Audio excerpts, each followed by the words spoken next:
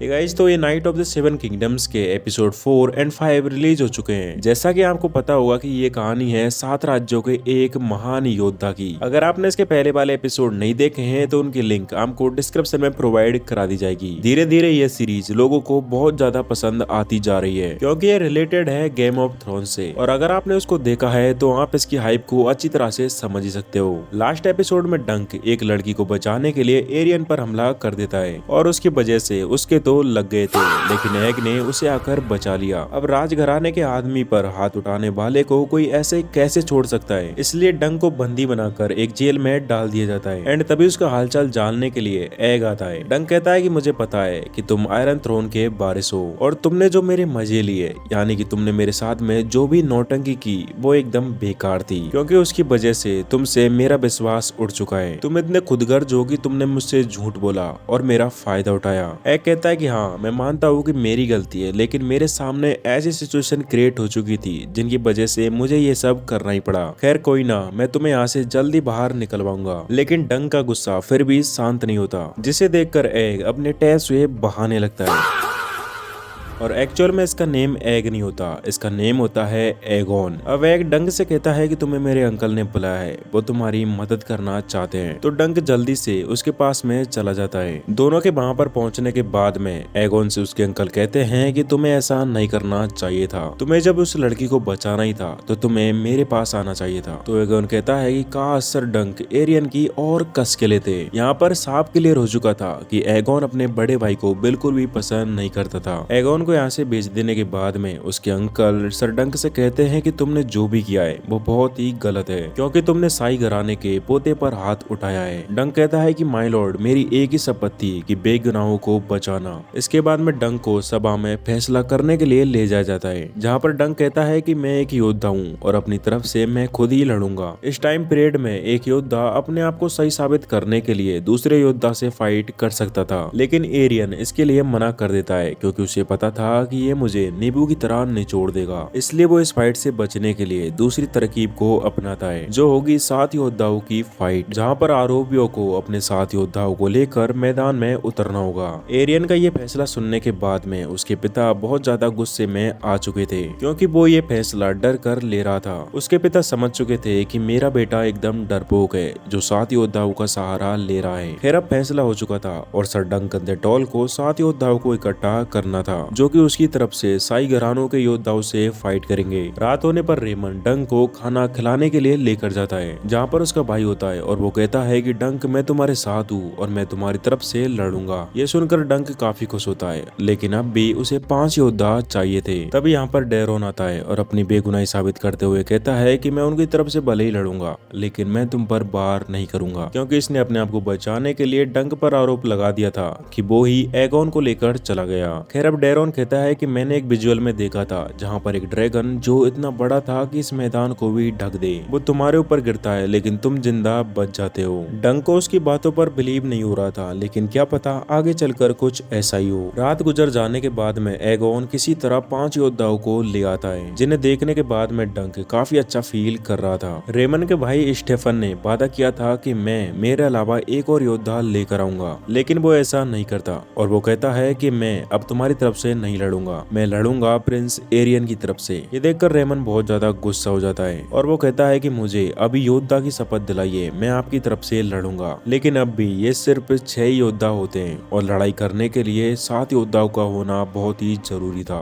और अगर ऐसा नहीं हुआ तो प्रिंस एरियन ऐसे ही जीत जाएगा। तभी डंक मैदान में जाता है और सभी को ललकारने लगता है, कहता है कि तुम इतने नामर्द हो कि एक बेगुनाह लड़की के लिए खड़े नहीं हो सकते। तभी जोश में आकर एक योद्धा खड़ा होता है, लेकिन वो हंसकर उसके ऊपर पात देता है, जो कि एकदम अनएक्सपेक्टेड होता है। डंक बेचारा अब क्या ही कर सकता था, लेकिन तभी एंट्री होती है एक घुड़सवार योद्धा की, और वो कोई और नहीं बल्कि एगोन के अंकल होते हैं। वो कहते हैं कि मैं लड़ूंगा डंक की तरफ से, और इसी सस्पेंस के साथ में इस एपिसोड का एंड यहीं पर हो जाता है और स्टार्ट होता है इसका नेक्स्ट एपिसोड। अगर आपको ये सीरीज अभी तक अच्छी लग रही है तो कमेंट सेक्शन में अपने ओपिनियन जरूर शेयर करना, क्योंकि इन वीडियोज को बनाने में काफी मेहनत लगती है और आपका हर एक लाइक और कमेंट हमें मोटिवेट करता है। इस एपिसोड की शुरुआत होती है मुकाबले को दिखाते हुए, जहाँ पर एगोन के अंकल मुकाबले में किस तरह लड़ना है और किस तरह डिफेंस करना है वो सब सिखा रहे होते हैं। वो बताते हैं कि इस मुकाबले में सभी का मकसद होता है कि सामने वाले की हार, यानी कि उसका परमानेंटली काम खत्म। तो सभी डट कर मुकाबला करना,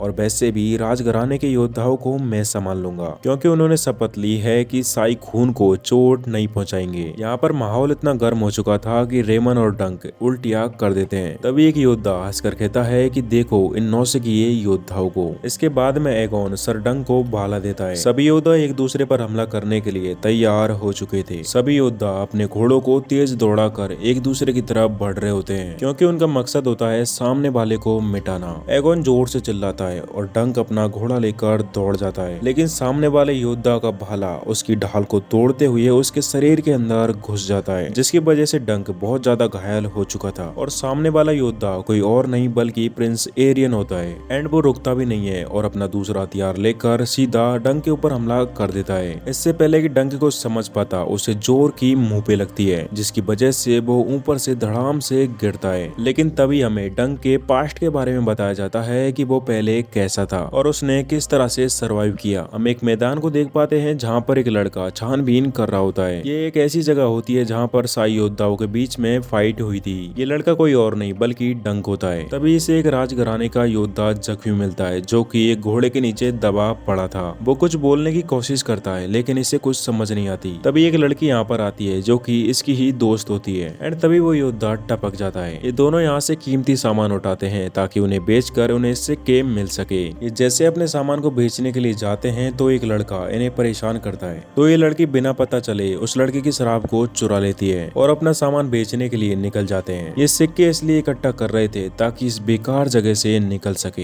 इतना सामान बेचने के बाद में भी इनको 2 ही सिक्के मिलते हैं। उन सिक्कों को लेने के बाद में ये पहुंचते हैं टिकट खरीदने के लिए, क्योंकि टिकट खरीदने के बाद में ही यहाँ से बाहर जाया जा सकता था। लेकिन तभी इन्हें पता चलता है कि टिकट की कीमत दुगनी हो चुकी है। ये सब जानकर ये दोनों काफी परेशान होते हैं और अपने ठिकाने पर आ जाते हैं। यहाँ पर आने के बाद में ये लड़की कहती है कि तुम मुझसे प्यार करते हो, क्योंकि मैं भी तुमसे बहुत प्यार करती हूँ। अपना इजहार करने के बाद में ये दोनों बहुत ही खुश होते हैं। लेकिन ये जैसे ही बाहर जा रहे होते हैं तो वो लड़का इन्हें फिर से पकड़ लेता है और वो कहता है कि मेरी शराब मुझे वापस दो, और इनके नहीं देने पर वो इनके सिक्कों को लूट लेता है। लेकिन डंक की गर्लफ्रेंड रुकती नहीं है। वो कुछ न कुछ करके फिर से उसका चाकू चुरा लेती है। जैसे उस लड़के को पता चलता है तो वो सभी मिलकर इनको घेर लेते हैं, और इस छोटी सी बात के लिए वो लड़का डंक की जेब को कट कर देता है। डंक चाहकर भी कुछ नहीं कर सकता था, लेकिन ये फिर भी उन पर हमला कर देता है। एंड ये लड़के जैसे ही डंक को खत्म करने वाले होते हैं तभी वहाँ पर एक योद्धा आ जाता है, जो होता तो बुढ़ा है लेकिन अकेला ही इनकी पूंगी बजाकर रख देता है। डंक ने अपनी गर्लफ्रेंड को खो दिया था, जो कि उससे बहुत प्यार करती थी। ये मोमेंट बहुत ही सैड होता है। अब डंक बेचारा यहाँ पर क्या करता,